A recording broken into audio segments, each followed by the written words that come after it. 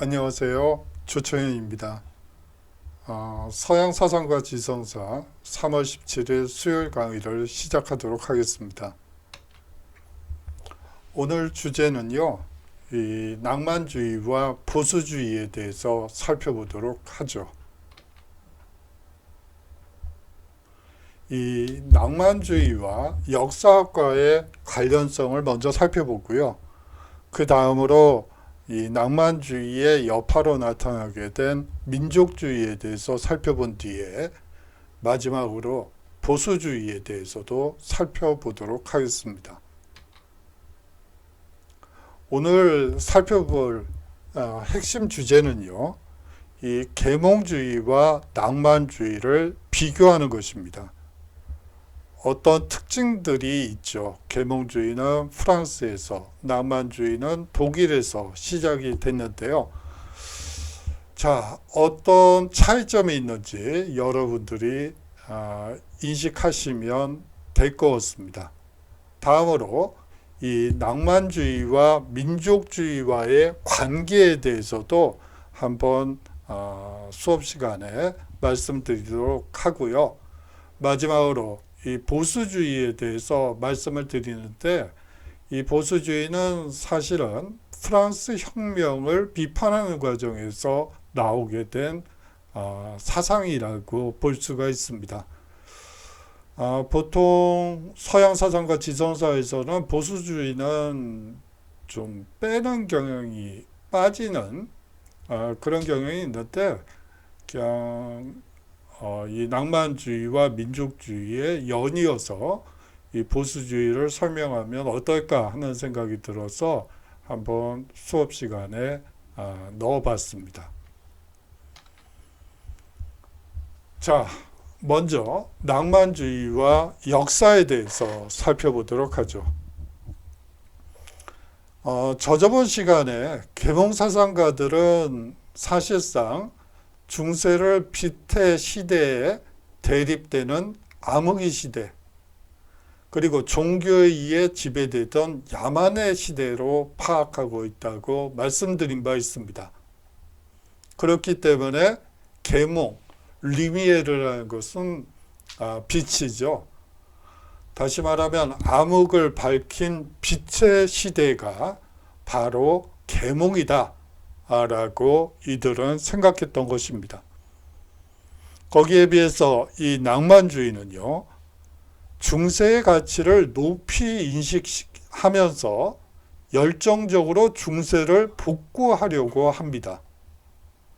실제로 중세가 역사학의 연구 대상으로 편입된 것이 19세기 말에 이르러서야 가능했었죠.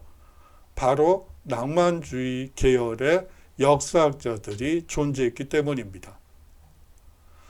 이 중세에 대한 열정은요, 과거에 대한 열정, 즉 역사에 대한 열정, 그리고 강조로 이어지게 됩니다.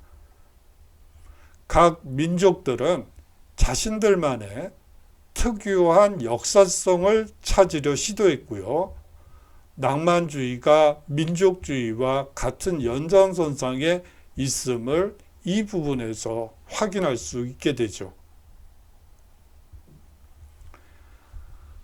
계몽사상이 강조하는 이성에 의거한 자연법은요, 어디에서나 통용될 수 있는, 민족이 어떻든 지리적 환경이 어떻든 무엇이 어떻게 되든 사실상 어디에서나 통용될 수 있는 불변의 진리죠. 각 민족의 시간적, 지리적 특수성을 중요하게 여기지 않는 반역사주의적 태도를 계몽사상가들은 가지고 있었습니다. 그에 비해서 낭만주의는요, 유기체로서, 여러분들이 유기체 하면 이게 뭘까 하는 생각이 들 것 같네요. 유기체라는 것은 쉽게 말하면 살아있는 생명체라고 여러분들이 생각하시면 됩니다. 이 살아있는 생명체로서 개개의 민족이 지니는 독특한 개성, 즉 민족 정신과 그것의 역사를 강조하게 되죠. 그 대표적 인물이 바로 뒤에 살펴볼 헤르더입니다. 이 헤르더는요, 문화적 민족주의의 이론을 전개하고 있죠. 이 민족마다 개개의 유기체와 같이, 생명체와 같이 독자적인 명확한 개성, 즉 민족 정신이 있다는 것이었습니다.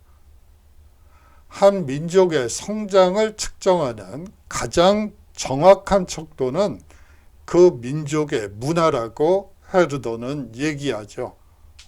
즉 젊은 민족에서는 시가 발달하고 성숙한 민족이면 산문이 발달한다고 얘기했는데요. 이것이 헤르더의 결론입니다. 어때요? 여러분들이 들어보실 때는 참 이게 무슨 결론이 이렇게 싱겁나. 젊은 민족에서는 시가 발달하고 성숙한 민족이면 산문이 발달한다. 좀 이상한 생각이 들지도 모르겠습니다. 사실 시가 발달한 대표적인 국가가 독일이라고 볼 수가 있고요. 이 산문과 시곡이 발달한 나라는 프랑스라고 볼 수가 있죠. 젊고 앞으로 팽창할 가능성이 높은 독일은 시가 발달하고 이제 성숙해서 이제 늙어가는 것만 남은 프랑스는 산문이 발달했기 때문에 결국 젊은 민족인 독일이 보다 더 우위에 올라설 것이라고 헤르더는 얘기하는 것입니다. 차면 기울고 달이 차면 기울고 이것과 거의 비슷한 논법이라고 생각하면 될 것 같아요. 헤르더의 자극을 받아 중세 독일 문학인들은요, 이 구전전승된 민요를 수집하고요, 또 그림 형제는 우화를 편집하게 됩니다. 1782년 니벨룽겐의 노래의 완전한 원본이 처음으로 출판되죠. 이 니벨룽겐의 노래는 독일 민족의 초창기 영웅적 전설로서 중세 말기에는 높이 평가되었지만 그 후 아무도 기억하지 않게 된 하나의 전설입니다. 그러한 전설들을 이제 하나로 모아 니벨룽겐의 노래로 편찬하게 된 것이죠. 과거 독일 문학을 새롭게 평가함으로써 프랑스의 계몽사상의 영향으로부터 독일 문학을 해방시킨 것이라고 볼 수 있겠습니다. 자, 이 헤르더의 영향을 한번 살펴보면요. 이 헤르더의 사상은 슈레겔, 자바니 등이 계승하게 됩니다. 이 독일의 문화적 토양에 이질적인 자유민주주의적인 사상들을 이식시키는 일을 비난하죠. 누가요? 바로 헤르더가 독일의 문화적 토양에 아주 이질적인 성격을 가지고 있는 이 프랑스식 자유민주주의적인 사상들을, 영국식 자유민주주의적인 사상들을 이식시키는 일을 비난하게 됩니다. 제도는 유기적이면서 낭만주의적으로 진화해야 하며 고유한 법률은 단순히 보편적인 원리의 산물이 아니라 역사적 성장의 산물이라고 보았던 것이죠.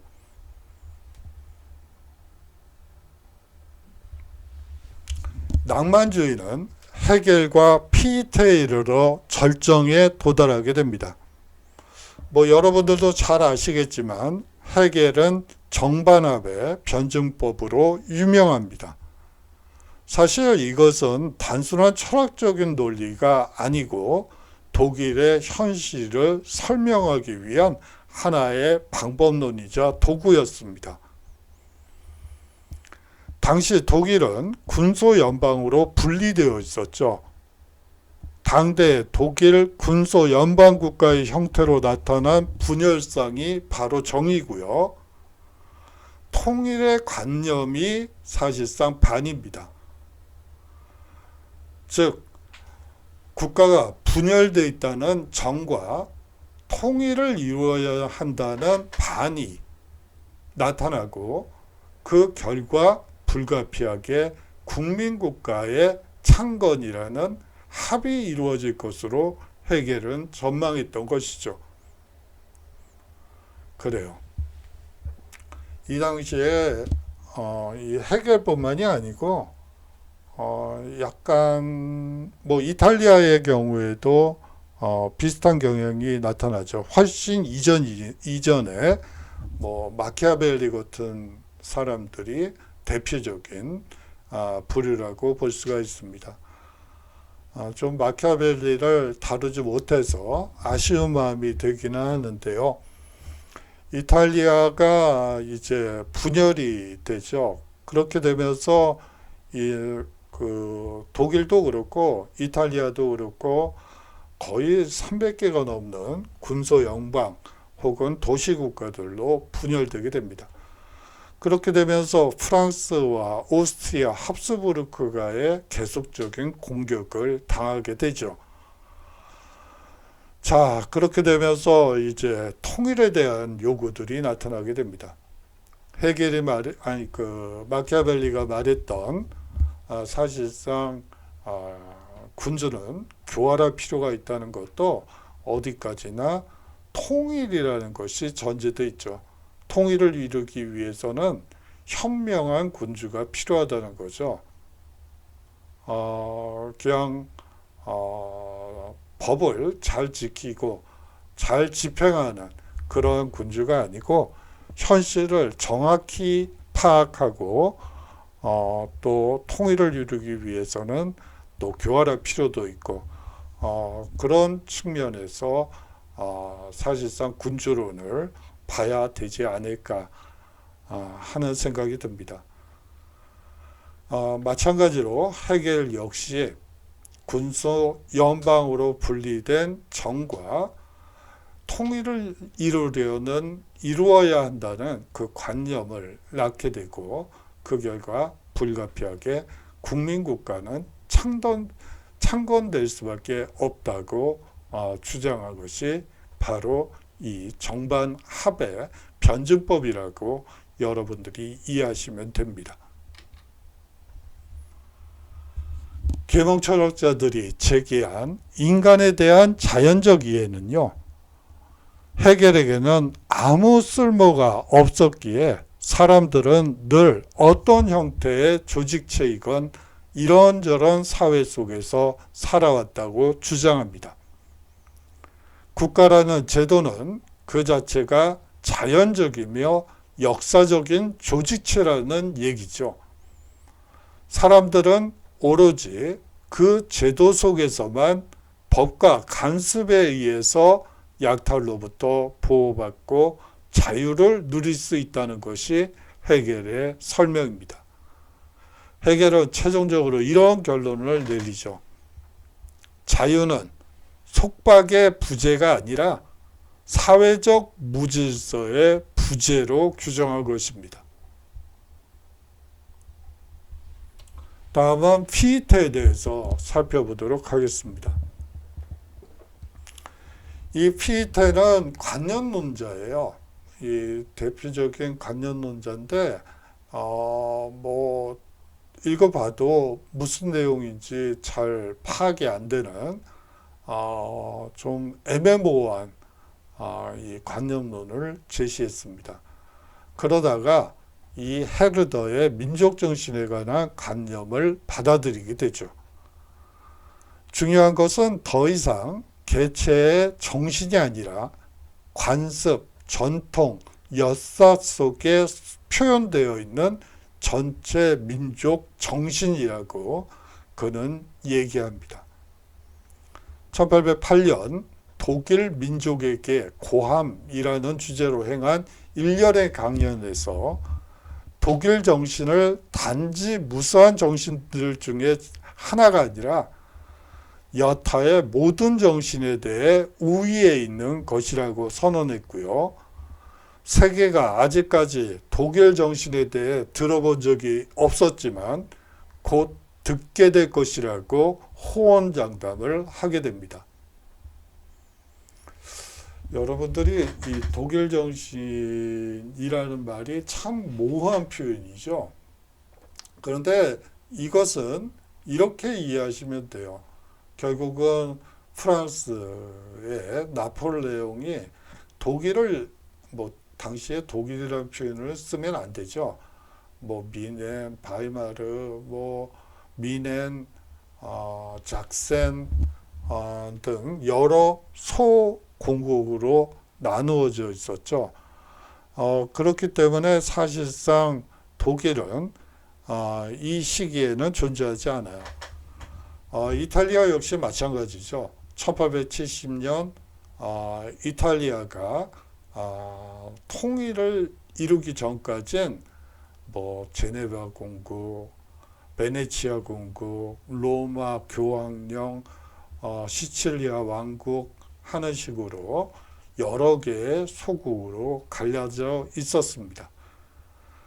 이러한 분열상 때문에 사실은 독일인들이나 이탈리아, 독일 이탈리아라는 표현은 제가 틀린 말인데 계속 쓰고 있네요. 이 당시에 미네 사람에게 당신은 독일 사람이야 라고 얘기하면 이 아저씨가 무슨 소리를 하고 있는 거지? 하고 의아해할 거예요. 왜냐하면 본인은 미네 사람이라고 생각하기 때문이죠. 작센 사람에게 당신은 독일인이야 라고 얘기를 하면 이 친구가 이게 지금 무슨 소리를 하는 건가 하는 생각이 들 거예요. 1870년 이전에는요. 사실상 그렇습니다. 이렇게 분열된 독일이지만 세계가 그렇기 때문에 아직까지 독일 정신에 대해 들어본 적이 없지만 곧 듣게 될 것이다. 다시 말하면 통일된 독일이라는 통일국가 독일을 곧 듣게 될 것이라고 장담했던 것이죠. 이 강연을 사실은 나폴레옹 점령기에 이 독일인들에게 설파한 연설이에요. 사실상 이 프로이센 점령군 사령관이 프랑스군이죠. 사령관이 그 연설을 듣긴 들었는데 그리고 이제 사상 통제를 하는 그러한 검열관들이 듣긴 들었는데 워낙 이상한 소리를 하니까 검열을 할 필요성조차도 느끼지 못할 정도로 당시에는 허무맹랑한 소리도 들렸지만 여하튼 그 강연 내용은 프로이센들이 프랑스인들을 축출하기 위해 봉기해야 한다는 의식적인 기도를 고무하는 표현이었습니다. 자, 다음으로는 에드먼드 버크의 이 프랑스 혁명에 대한 성찰이라는 책을 한번 공부해 보도록 하겠습니다. 이 낭만주의와 보수주의는 물결이 거의 비슷한 파동을 그리고 있기 때문에 같이 연이어서 하는 것이 맞다는 생각에서 그렇게 구성을 해봤어요. 이 에드먼드 버크는요, 프랑스 혁명의 한 가지만 말씀을 드릴게요. 이 에드먼드 버크는 휘그당 출신이에요. 국회의원이었어요. 당시에는 보수파가 우가 토리당이고 이 좌가 이 휘그당이었죠. 사실상 당시엔 그렇고요. 이 사람은 미국 독립혁명에 대해서는 상당한 지지를 보내는 사람 중에 한 명이었습니다. 그런데 프랑스 혁명에 대해서만큼은 상당히 부정적인 평가를 내요. 여러분들이 왜 그런지 한번 이 사람의 이야기를 통해서 맞는지 틀리는지 한번 생각해 보는 시간을 갖는 것도 괜찮지 않을까 하는 생각에서 가져와 봤습니다. 이 에드먼드 버크는 프랑스 혁명의 과격성을 비판하고요. 결국 군부가 일어설 것이라고 경고합니다. 저렇게 과격하게 나가다가는 결국은 군부가, 다시 말하면 나폴레옹이 일어설 수밖에 없다고 그는 예언했었죠.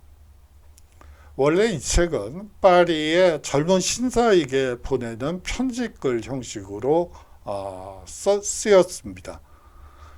신사가 1789년 11월 초 국민의회를 지지하는 입장을 표명하면서 버크경에게 견해를 묻는 편지를 보내왔죠. 1년간의 고심 끝에 답장을 준비했고 프랑스 혁명이 일어난 다음 해인 1790년 11월에 출간되게 됩니다.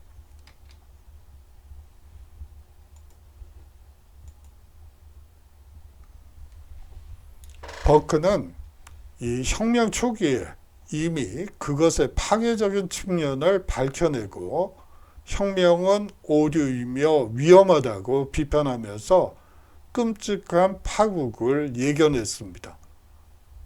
프랑스 혁명을 굶주린 대중과 폭도들이 유산자들의 재산을 빼앗은 일종의 폭동이라고 했죠.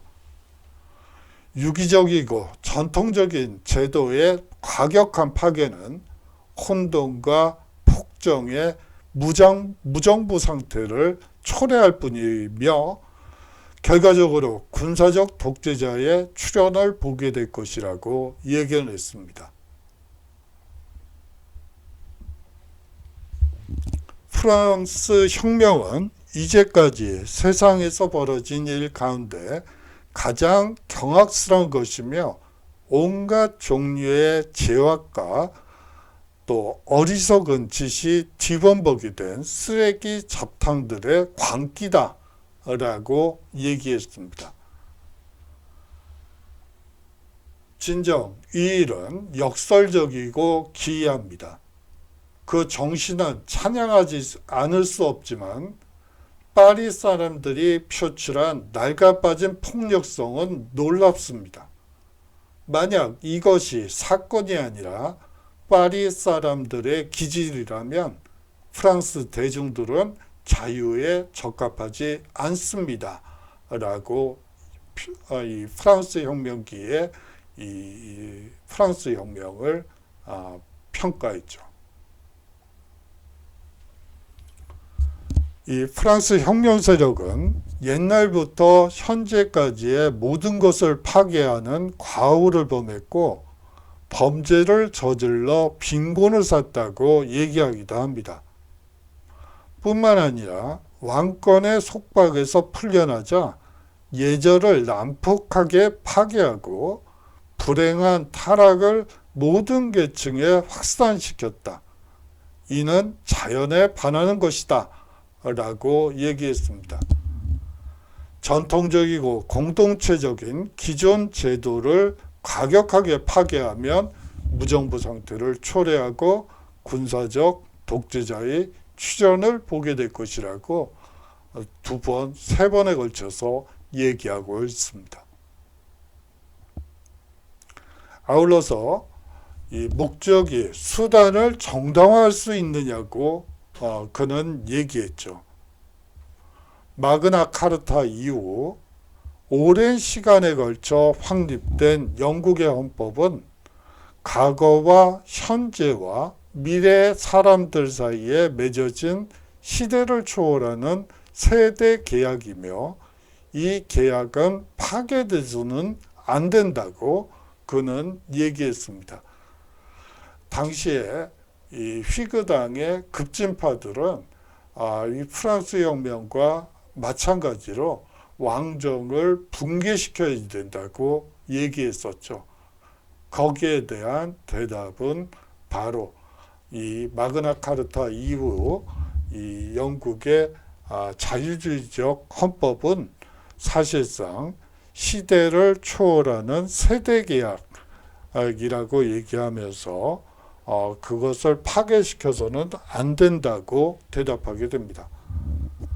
다음 세대를 걱정하지도 않고 선배 세대를 돌아보지도 않는 이기적이며 근시안적인 사람들이 과격한 변화를 지지하는 세태를 비판했던 것이죠.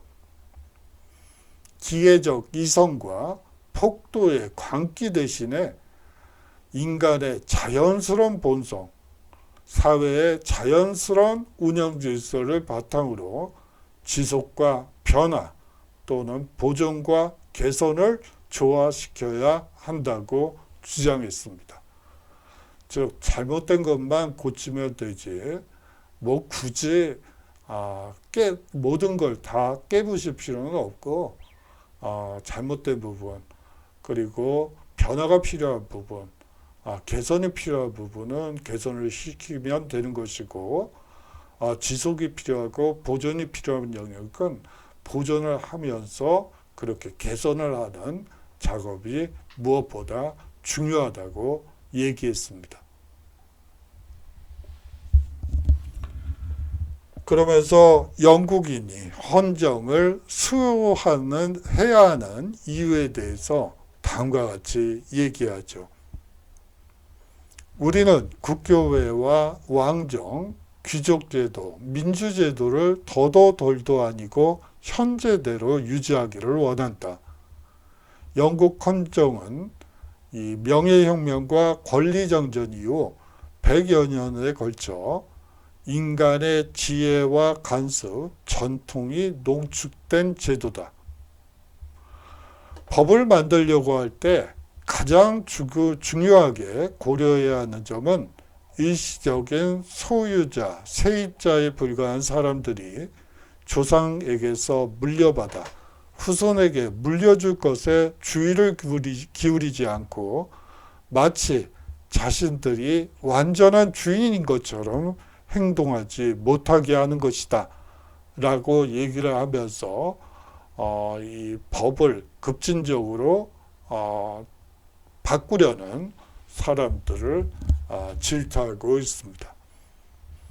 극단적인 시대라 할지라도 변혁은 문제가 있는 부분에만 한정해야 한다고 결론적으로 얘기하죠.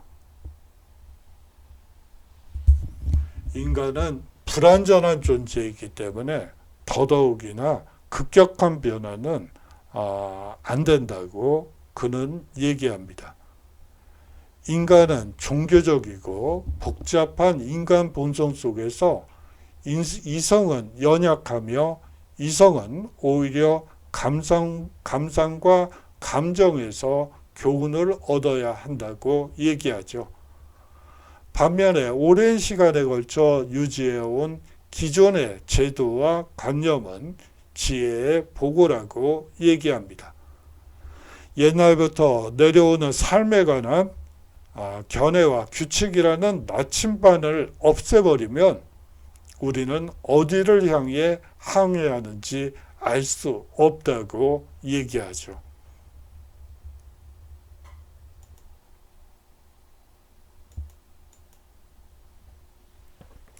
최종적으로 그는 앞서 얘기한 바대로 보수도 변화해야 한다는 점을 강조했습니다. 변화해야 국가를 보존할 수 있다고 그는 얘기했죠. 국가가 변화를 추구하지 않으면 독실한 마음으로 보존하려 했던 헌정의 대부분을 잃게 될 수도 있다는 경고를 마지막으로 던지면서 이 프랑스 혁명에 관한 성찰을 마칩니다.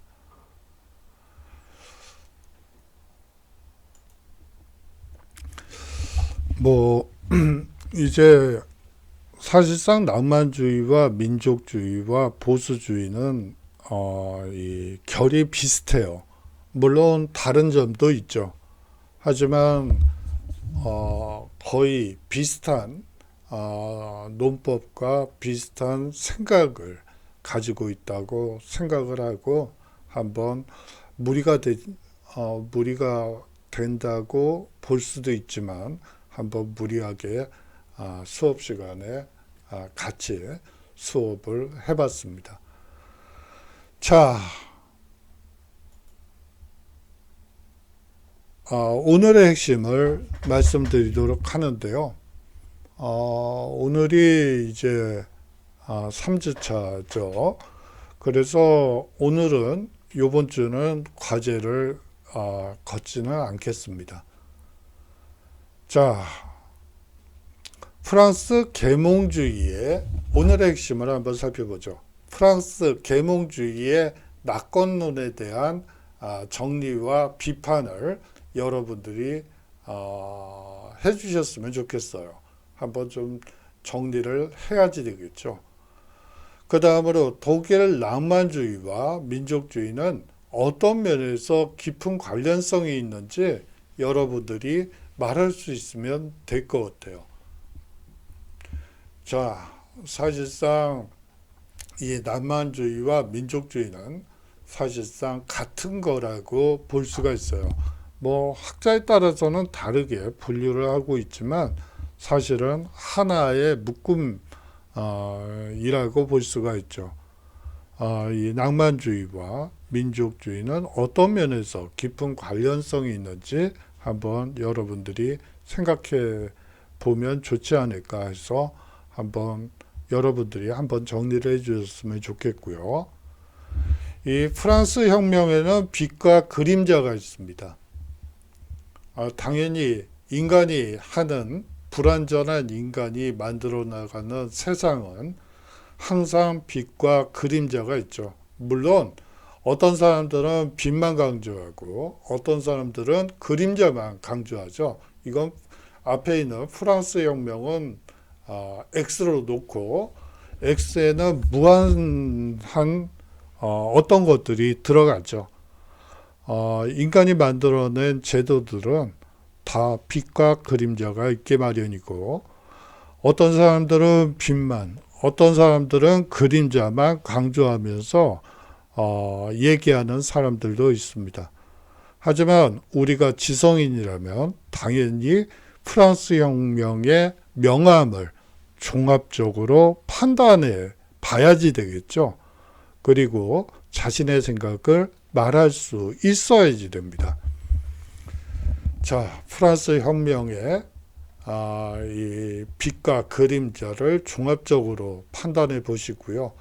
이 자신의 생각을 말할 수 있는 능력을 가지셔야 된다는 점 강조드리면서 오늘 수업을 마무리하도록 하겠습니다.